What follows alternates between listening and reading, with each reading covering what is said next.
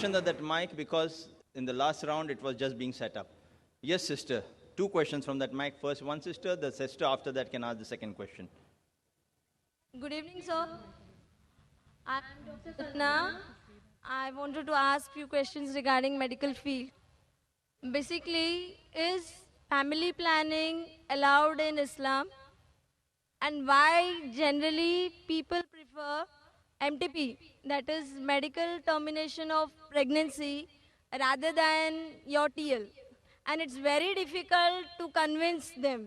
For a TL, it's very easy for them to do a MTP. Why is it so? Sister, being a medical doctor, she has given some short forms, MTP, TL, which may go bouncer to the most of the audience, but I, being a medical doctor, I know what she's meaning. Sister asked the question about the concept of family planning in Islam and why it's easier to convince the Muslim to do MTP, means medical termination of pregnancy, rather than TL. TL means tubal ligation. That is a permanent method of family planning. So I'll club both together. As far as family planning is concerned, it's a very big concept, planning the family. And mainly people plan the family and they want to prevent having children, etc. So what does Islam say about this? As far as family planning is concerned, all permanent methods, whether it be tubal ligation, TL, what you mentioned, whether it be vasectomy, any permanent method of family planning in Islam is prohibited. Secondly, any abortion, any MTP, medical termination of pregnancy, it is prohibited because you're killing a life, unless it is a danger for the life of the mother. If the mother's life is in danger, that maybe she has multiple cesarean sections, and if the doctors say that she has had 4 or 5 cesarean sections, one more cesarean section means detrimental to her life, or she has some heart problem and she cannot take the strain of undergoing one more pregnancy. So in this case, the Islamic Sharia says, let a small loss take place to prevent a big loss. The life of the mother is more important than the life that is going to come in this world. In this situation, these methods can be used as a last resort. Any permanent method, whether it be tubal ligation, whether it be vasectomy, whether it be medical termination of pregnancy, only in these cases. Any other cases, it is not allowed. Why it's prohibited, all these methods? Because Quran clearly states in Surah Anam, chapter number 6, verse number 151, that kill not your children for want of sustenance, for it's Allah subhanahu wa ta'ala who will give sustenance to you and your children. Allah repeats that message in Surah Isra, chapter number 17, verse number 31. Kill not your children for want of sustenance, for it is Allah who will give sustenance to your children and you. For killing of children is a major sin. So based on this, killing any human being is prohibited. Even the life that's going to come in this world, all types is prohibited. As far as the other temporary methods are concerned, there are different opinions in the scholars. First, the most common is the copper T. Now, in copper T, when I was in the medical college, I was taught that it is a contraception. But what happens in the copper T? The ovum and the sperm have already joined to form the zygote. But the copper T prevents the zygote from clinging on the uterine wall, on the wall of the womb of the mother. So it is nothing but a very early abortion. So Islamically, those people who know about the medical science, even copper T is prohibited. As far as there may be difference in the other temporary method, whether it be condom, whether it be other method, once a person came to the Prophet and told him that I used to do uz, that is coitus interruptus. I have to stop the act so that the fluid doesn't enter the body of the wife. And the Prophet was silent. Those people who are in favor of certain temporary method, they say Prophet was silent, he gave permission. The other group, Prophet was silent, he didn't give permission, difference of opinion. But I go back. What is the reason that a person wants to do family planning is my basic question. See, normally a doctor, when a person has a headache, you give aspirin, you give crocin. It is not a cure. It is a symptomatic treatment that the threshold of pain is increased, so you don't feel the pain. But that is not actually curing the disease. The best way to cure is to kill the germs. So first let us find out why do different human beings want to do family planning? Whatever reason you have, you can broadly club them into two broad categories. The first category is for poverty. I'm poor. If I have many children, for me to live itself, hand to mouth. If I have children, then I will also die. The other group, they are rich. I have no problem about money, but I want to make my son a doctor. I want to make my son an engineer. So they were family planning, so I can upbring my children better. Inshallah, we'll discuss both the cases. As far as the first case is concerned, regarding those people who are poor, Islam has a solution to this problem. In Islam, the third pillar of Islam is zakat. That is, every rich person who has a saving of more than the nisab level, more than 85 grams of gold, he or she should give 2.5% of that excess wealth in charity every lunar year. If every rich human being gives zakat, poverty will be eradicated from this world. There will not be a single human being who will die of hunger. So if your problem is poverty, Islam has a solution. And the person who takes zakat, he is not being degraded. And the person who is wealthy and giving zakat, he is not doing a favor on the poor man. Because God gave him wealth, it is his duty. He is not doing a favor on the poor people.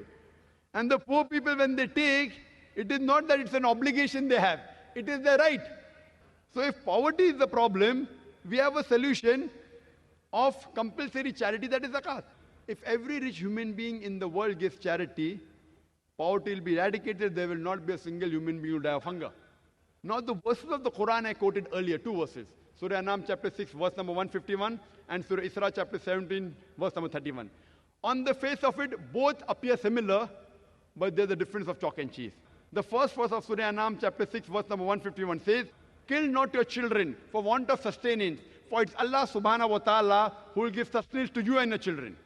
Surah Al-Isra chapter 17, verse number 31 says, "Kill not your children for want of sustenance, for it's Allah subhanahu wa ta'ala who will give sustenance to your children and you." The order is reversed. First verse says, "You and your children." Surah Isra says, "Your children and you." On the face of it, it's the same. Now, why does Allah subhanahu wa ta'ala reverse the order? Everything has a hikmah behind it. So the scholars, the mufassirin, what they say, the first verse, Surah Anam chapter 6, verse number 151, refers to the poor people. If we have more children, even I will die, and even my children will die. So Almighty God says, don't worry, kill not your children for want of sustenance. It is Allah that will give sustenance to you and your children. The first verse refers to the poor people.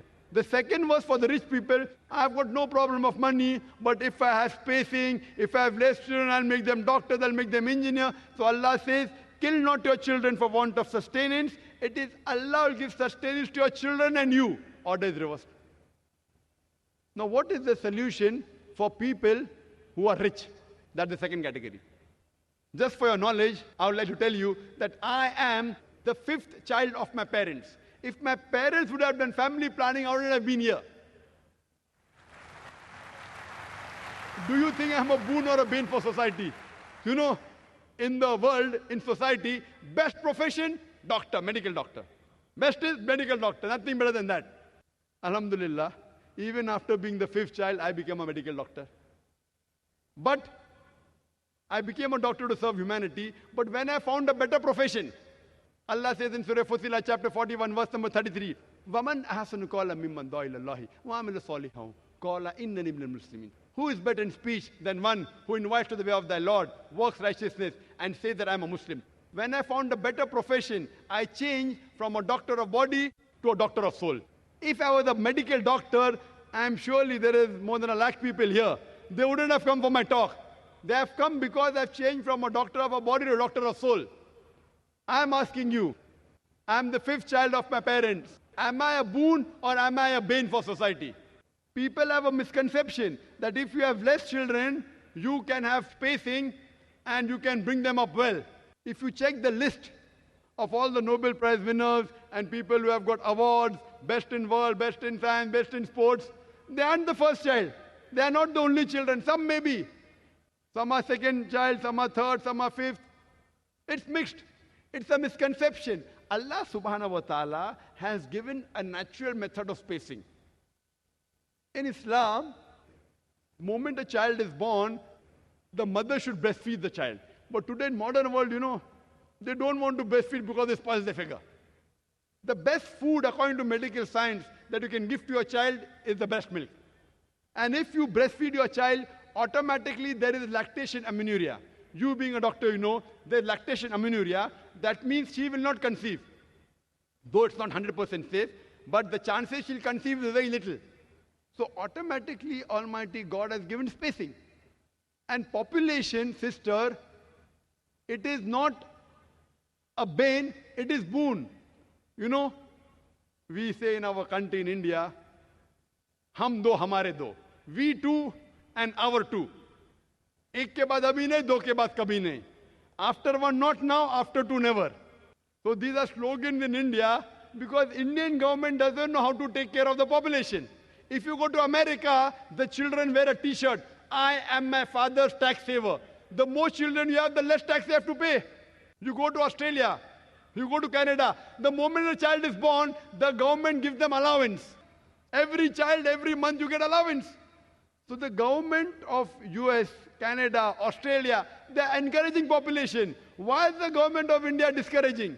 So it's problem with the government policies, it is not with population.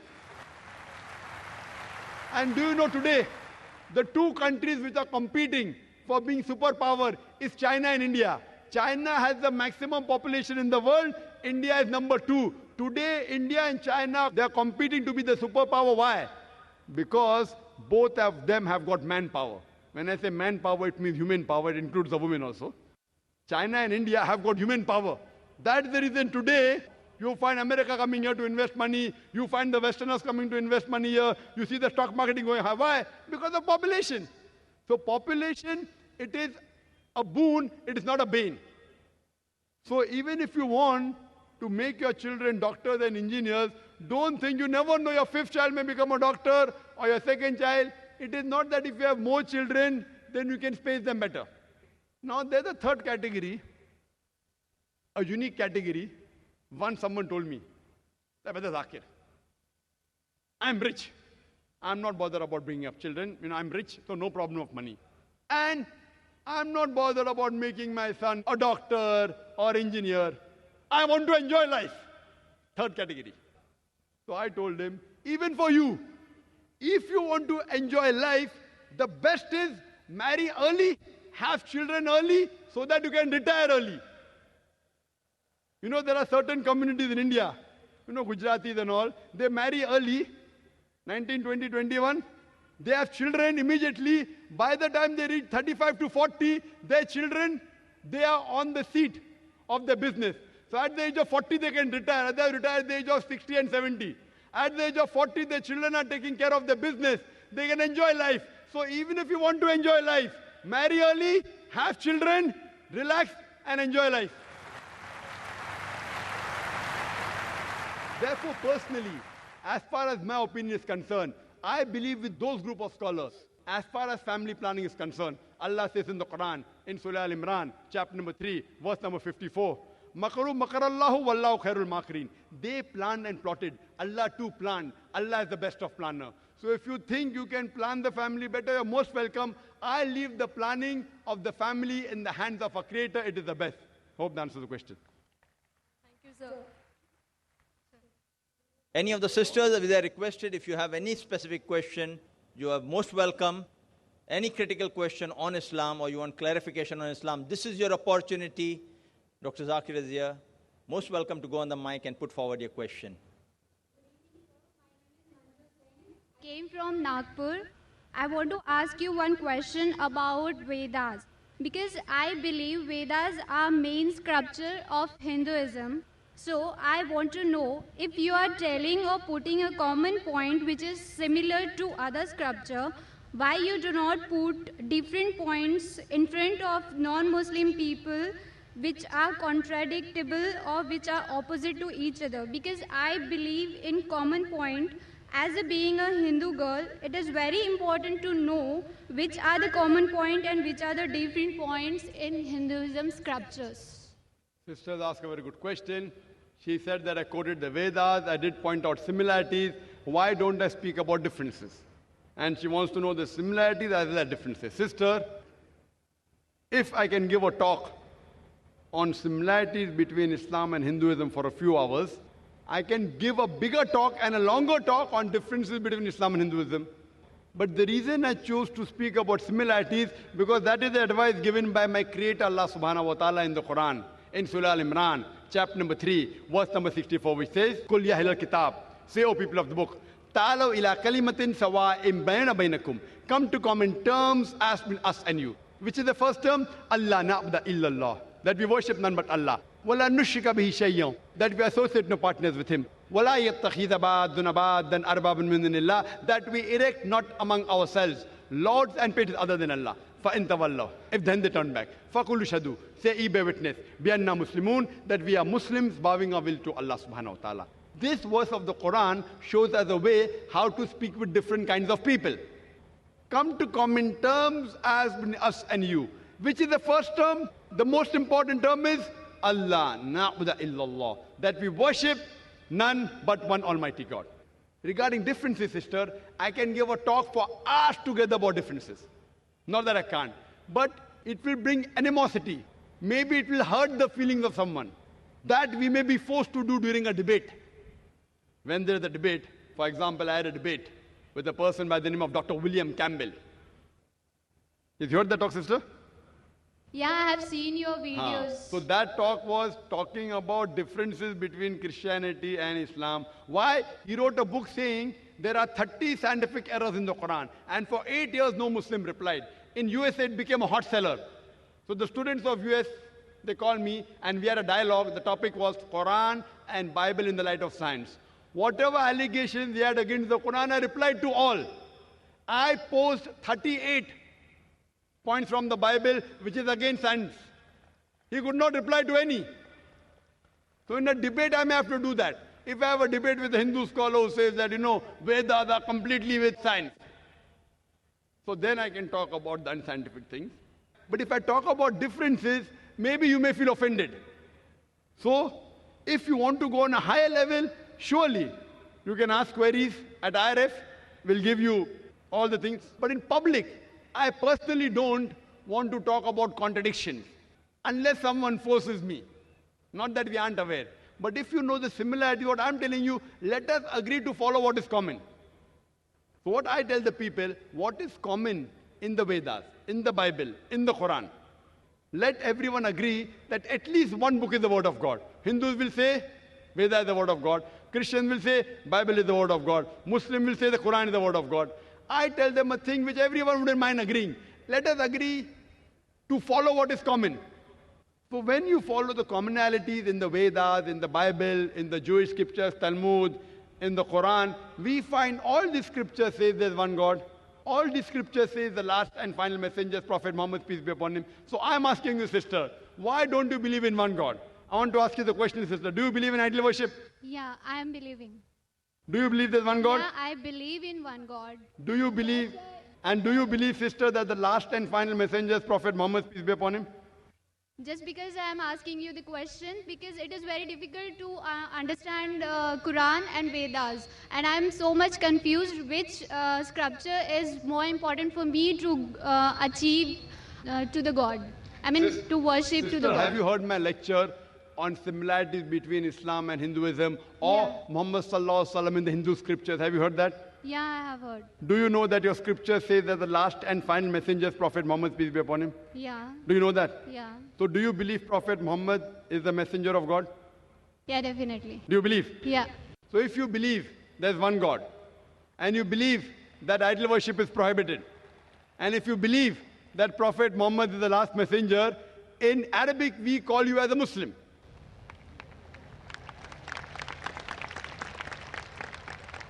Sister, do you believe in one God? Yeah, I believe in one God. Do you believe there's no idol worship? Yeah. Do you believe that Almighty God has got no images? Yeah, You believe that? yeah. And you also believe that Prophet Muhammad is the messenger of God. So what you have entered, you may not have gone very high, but by saying this that there is no God but Allah and Prophet Muhammad is the messenger, you indirectly become a Muslim. Muslim means a person who submits his will to God. So do you submit your... But I am indirectly Muslim, no? If Vedas telling the same Well- thing and Quran telling the same thing, so Yes. which? If you're indirect also, no problem. Indirect also, you're most welcome. Whether you come direct or indirect, we welcome you, sister. Now, you know what is common. Now, if your Veda says that the last and final messenger is Prophet Muhammad, peace be upon him, and you have to follow him. So by following Prophet Muhammad, you're indirectly following the Vedas also. Then you have to find out what did Prophet Muhammad say. Then you have to read the hadith. But slowly, slowly. So now you're in nursery, then junior KG, then senior KG, then first standard, then you'll reach standard 10. But have you taken admission, I want to know. That do you agree that you're a Muslim?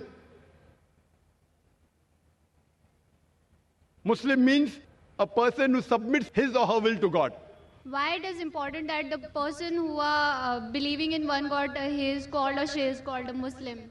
Yes, why? Muslim means a person who submits his will to God. And the first important creed to submit your will to God is believe there's one God, believe there is no idol worship, and believe Prophet Muhammad is the messenger. If you say this, that means you have agreed to submit. And then it takes time. Then you go to standard 1, then slowly you may know what is required about fasting, about charity, not to rob, not to steal. All this comes later. But do you agree to submit your will is important. And do you agree to follow the teachings of Prophet Muhammad is important. What I want to ask you, sister. Yeah, I agree. So would you like to say the Shahada? Shahada means would you like to say in Arabic that there is no God but one God and Prophet Muhammad is the messenger? Yeah, there is a one God. And the Prof- Prophet Muhammad is the last prophet. MashaAllah. MashaAllah, sister. Congratulations. I would just say it in Arabic and I want you to repeat it. You know what you have said is the same thing. But I want to ask you, sister, is anyone forcing you to say this? No, no one. Is anyone putting pressure? No. It is completely out of your free will. Yeah. Okay, sister. I say in Arabic, just repeat it. Ashhadu Ashhadu Allah Allah ilaha ilaha illallah illallah wa ashhadu wa ashhadu anna anna Muhammadan Muhammadan abduhu abduhu wa rasuluhu. wa rasuluhu. I bear witness. I bear witness I bear witness that there is no God that there is no God but Allah but Allah and Prophet Muhammad, and Prophet Muhammad, peace be upon him, peace be upon him, is the servant is the servant and messenger of Allah. and messenger of Allah. MashaAllah. Thank you. I congratulate you, sister. Now we have entered the fold of Islam. And inshallah, for getting more knowledge, for going to first standard, second standard, third standard, be in touch with the sisters of the Islamic Research Foundation. And it will be a pleasure to guide you. And if you have any queries regarding Quran, regarding Islam, you're most welcome to ask. If you have any queries even regarding Hinduism, Yeah. etc., most welcome, sister. And I pray to Allah subhanahu wa ta'ala that may He grant you Jannah, sister. The next question would be from this mic, but before that, may I just mention a point? We have some sisters, what I realized in the mic, they come after some time. I would encourage some of our volunteers to kindly see that those who are interested in putting forward question on the mic are encouraged and welcomed on the mic, open-heartedly. Secondly, those who would not like to come on the mic, you can kindly pass on the question slips to them. They can write their question on the slip, and you should see that through the volunteers, it comes to our gent section and onto the stage. So I would be most happy to read out those questions. We respect their privacy, inshallah. Now we have the next question from the brother on mic number 1 in the front. अस्सलाम वालेकुम जाकिर साहब, मेरा नाम दिलीप त्रिवेदी है। मैं मुंबई से हूँ। मैं इस्लाम के बारे में जानकारी नहीं रखता था, लेकिन मेरे एक मित्र है सिकंदर भाई और आयशा बहन, उन्होंने मुझे कुरान दी और मैंने 1 महीने तक लगातार गुजराती में उसको पढ़ा तो मैं काफ़ी इम्प्रेस हो गया। फिर हमारे सिकंदर भाई ने मुझे काफ़ी कैसेट्स वगैरह सुनाई, उससे मैं काफ़ी इम्प्रेस हुआ और मुझे खुशी हुई कि इस्लाम के बारे में जो सनातन सत्य है, जो तत्व ज्ञान है, वो मुझे मिला। और आपसे मैं चाहता हूँ कि कलमा पढ़ना चाहता हूँ।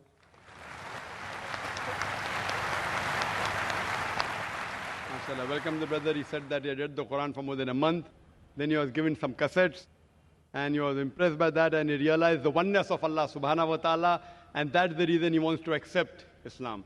Brother Dilip, I would like to ask you that is anyone forcing you to accept Islam? कौन आप पे जबरदस्ती कर रहा है? नहीं नहीं. आप अपने दिल से कबूल करना चाहते हैं? जी Do you want to accept Islam with your own free will? जी माशाअल्लाह. मैं आपको कहूँगा अरबी में और आप उसको दोहराइए इंशाअल्लाह. अशहदु अशहदु अल्लाह अल्लाह इलाहा इलाहा इल्लल्लाह इल्लल्लाह व अशहदु वशल्लु अन्ना अल्लाह मोहम्मदन मोहम्मदन अब्दुहु अब्दुहु व रसूलुहु. वरसूल. माशाअल्लाह.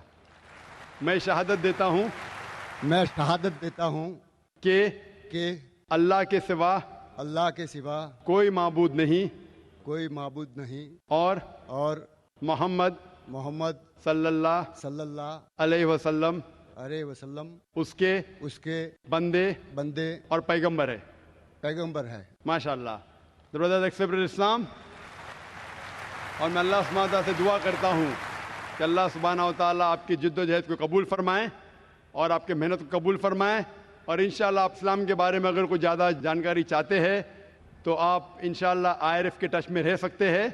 और कुछ भी आपको सवालात है इस्लाम के बारे में तो आप ईमेल पे पूछ सकते हैं, खुद भी आ सकते. डोंगरी पे हमारा इदारा है. और मैं अल्लाह से दुआ करूँगा कि अल्लाह ताला इंशाअल्लाह आपको जन्नत नसीब फरमाए.